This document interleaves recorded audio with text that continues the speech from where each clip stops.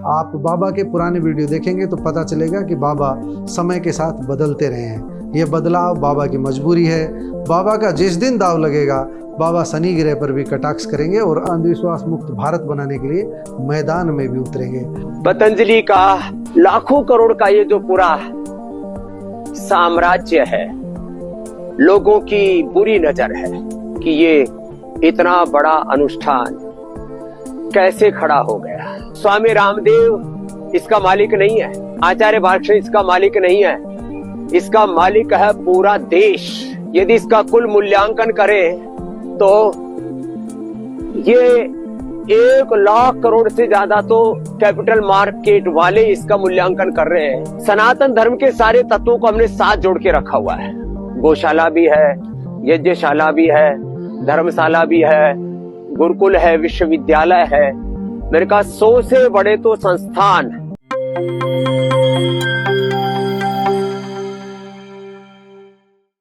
प्यारे दोस्तों, सादर अभिवादन। मैं हूं महेश कुमार वैद्य और आप देख रहे हैं एनजेपी इंडिया। आज हम बात करेंगे योग गुरु बाबा रामदेव की उस वायरल वीडियो की जो उन्होंने कुछ दिन पूर्व साइकिल पर सवार होकर खुद बनवाई है। हम इस वीडियो में कही गई बातें भी आपको सुनवाएंगे और इसके बाद कुछ सवालों पर भी आपसे चर्चा करेंगे। मैं बाबा रामदेव को तब से जानता हूं जब उन्होंने रेवाड़ी के गुरुकुल घासेड़ा में च्यवनप्राश बनाना शुरू किया था। मैंने कई बार बाबा रामदेव के इंटरव्यू भी किए, तब मैं दैनिक जागरण में था। मुझे भी रामदेव ने खुद का बनाया च्यवनप्राश खिलाया था। रेवाड़ी के बाल भवन में ही उन्होंने वह पहली कैसेट तैयार की थी जिसे छोटे पर्दे पर दिखाया गया था। महेंद्रगढ़ जिले के गांव सैद अलीपुर में जन्मे बाबा की कहानी आज यहाँ दोहराने की ज़रूरत नहीं है, क्योंकि आज का विषय कुछ अलग है। बाबा वीडियो में जो बातें कह रहे हैं उन्हें भी दोहराने की ज़रूरत नहीं है, क्योंकि आप आगे कुछ सेकंड बाद खुद वह वीडियो सुन लेंगे कि बाबा क्या कुछ कह रहे हैं। हमारा तो सवाल यह है कि क्या बाबा रामदेव डरे हुए हैं? अगर हाँ, तो उन्हें किससे डर लग रहा है? दूसरा सवाल यह है कि क्या बाबा की आर्य समाज वाली पुरानी विचारधारा अब बदल चुकी है? क्या बाबा ने अब शनिदेव, शनि महाराज की 7.5 जैसी महादशा की बातें और शनि राहु केतु ग्रहों पर कटाक्ष करना छोड़ दिया है? क्या बाबा रामदेव अब धीरेन्द्र शास्त्री की तरह हिंदुत्व के पैरोकार हो गए हैं? हम आपको आज यह भी बताने का प्रयास करेंगे कि बाबा ने शनि की महादशा पर कटाक्ष करना क्यों छोड़ा। हम यह भी बताएंगे कि बाबा अब सनातन की बात कुछ अधिक मुखर होकर क्यों कर रहे हैं। यह जानने का प्रयास करेंगे कि बाबा रामदेव के लाखों करोड़ के साम्राज्य पर आखिर किसकी बुरी नज़र टिकी हुई है, क्यों बाबा को ऐसा कहना पड़ रहा है।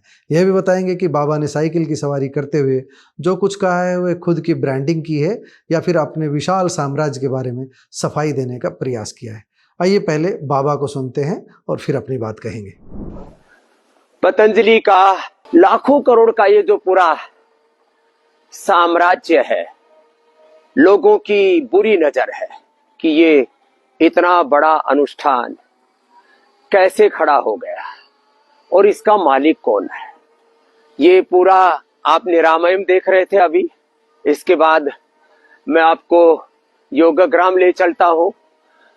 ये योगग्राम, निरामयम, पतंजलि योग पीठ, फिर पतंजलि वेलनेस, पतंजलि गुरुकुलम, आचार्य कुलम विश्वविद्यालय से लेकर के सैकड़ों तो ऐसे हमारे सेवा के संस्थान हैं। और इन सेवा के कार्यों के साथ साथ बहुत दूर तक हम इस अभियान को लेकर के गए और आज हालात ये है कि पूरे देश में 100 से बड़ी संस्थाएं हमने खड़ी कर दी और इसी के साथ साथ सैकड़ों केंद्र हमने खड़े कर दिए, जिसमें योग को, आयुर्वेद को हमने बहुत ऊंचाई प्रदान की है। और इस ऊंचाई में यदि इसका कुल मूल्यांकन करें तो ये 1 लाख करोड़ से ज्यादा तो कैपिटल मार्केट वाले इसका मूल्यांकन कर रहे हैं। ये यज्ञशाला है, क्योंकि पतंजलि के हर इंस्टीट्यूट के अंदर हमने योग के साथ यजन को, सनातन धर्म के सारे तत्वों को हमने साथ जोड़ के रखा हुआ है। गौशाला भी है, यज्ञशाला भी है, धर्मशाला भी है, गुरुकुल है, विश्वविद्यालय है। मेरे कहा 100 से बड़े तो संस्थान और 1 लाख से ज्यादा स्थानों पर हमारे योग शिक्षक भाई बहन निस्वार्थ भाव से योग की सेवा के काम को आगे बढ़ा रहे हैं। और इतना ही नहीं, इसमें कम से कम मैं कह रहा हूं 10 लाख से ज्यादा भाई बहनों को तो यहां ट्रेनिंग दी हमने, और 20-25 लाख लोगों को जिला स्तर पर पतंजलि योग समिति, महिला पतंजलि योग समिति, भारत स्वाभिमान के कार्यकर्ताओं ने ट्रेनिंग दी। और आज हमारे साथ कम से कम 25 लाख से ज्यादा वरिष्ठ योग शिक्षक कार्यकर्ता निष्काम निस्वार्थ भाव से सेवा दे रहे हैं। आंवला भी कितना सुंदर लगा हुआ आप मेरे दाएं तरफ देख रहे हैं। ऐसे हमने प्रकृति और संस्कृति के इस अनुष्ठान को शिक्षा की गुलामी, ये चिकित्सा की गुलामी, आर्थिक वैचारिक गुलामी, इससे देश को मुक्ति दिलाने के लिए हमने पुरुषार्थ किया है। और इसमें आज मैंने कहा ये जो लाखों करोड़ का साम्राज्य है, ये ऐसा ही खड़ा नहीं हुआ, इसके पीछे बहुत पुरुषार्थ लगा है। और लोगों की दृष्टि है कि इसका अल्टीमेट बेनिफिशियरी क्या है, तो हमारा सिद्धांत है प्रॉस्पेरिटी फॉर चैरिटी। पतंजलि का 100% प्रॉफिट वो समाज की सेवा के लिए है, समाज की भलाई के लिए है, समाज को आगे बढ़ाने के लिए है। तो स्वामी रामदेव इसका मालिक नहीं है, आचार्य बालकृष्ण इसका मालिक नहीं है, इसका मालिक है पूरा देश और देश के लोग। आज हमने health, education, poor relief, nature and environment, research के जो चैरिटी के बड़े 5 काम है, इसमें यदि कुल मूल्यांकन किया जाए तो हमने कहा लाखों करोड़ रुपए हमने खर्च किया है। और एक ही ध्येय है कि ये यात्रा ऐसे ही आगे बढ़ती रहे। 200 करोड़ रुपए तो इसकी रनिंग कॉस्ट है। जिस मूल्य पर हम यहाँ पर लोगों को एक थोड़ा सा हेल्थ की प्रिपरेशन लेकर के हम यहाँ लोगों को उपचार दे रहे हैं। आप यहाँ देख रहे हैं चारों ओर आज कोहरा है, यद्यपि तो पूरा विजुअल आपको क्लियर नहीं दिखाई देंगे, लेकिन एक बात क्लियर है कि 200 करोड़ रुपए साल में खर्च करके, एक महीने में खर्च करके, साल भर में करीब 2,500 करोड़ रुपए खर्च करके हमने पूरी दुनिया के 200 करोड़ से ज्यादा लोगों तक इस योग को पहुंचाया है। 500 करोड़ से ज्यादा लोग पूरी दुनिया के इस योग को फॉलो कर रहे हैं।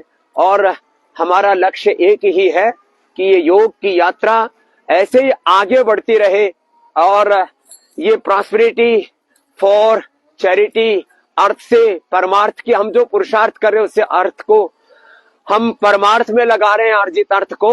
और आपसे भी एक आह्वान कर रहे हैं कि आप भी इस अभियान में हमारा साथ दीजिए।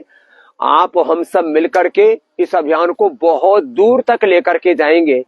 अभी 40-50 लाख लोग तो मेरे साथ सुबह इस पर फेसबुक लाइव पर ही जुड़ जाते हैं। मेरा लक्ष्य 1 करोड़ से ज्यादा लोगों को योग से जोड़ना।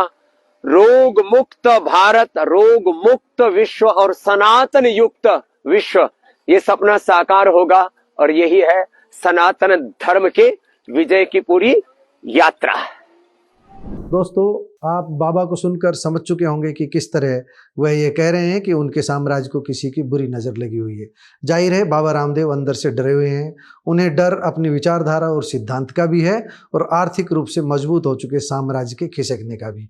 यह डर एक साथ कई कारण से है। बाबा को यह तो पता पहले ही चल गया था कि भाजपा के शासन में राष्ट्रीय स्वयंसेवक संघ की विचारधारा को छोड़कर अपनी विचारधारा पर आगे बढ़ना खतरे से खाली नहीं है, जोखिम भरा है। बाबा को इसका एहसास तब हो गया था जब उन्होंने कुछ वर्ष पूर्व शनिदेव महाराज पर कटाक्ष करते हुए राहु केतु जैसे ग्रहों की महादशा का मजाक उड़ाया था, ब्राह्मणवादी व्यवस्था पर चोट की थी। उनके सीरियल को लेकर भी विवाद रहा। बाबा रामदेव की आर्य समाज वाली पुरानी विचारधारा अब इसीलिए बदल चुकी है।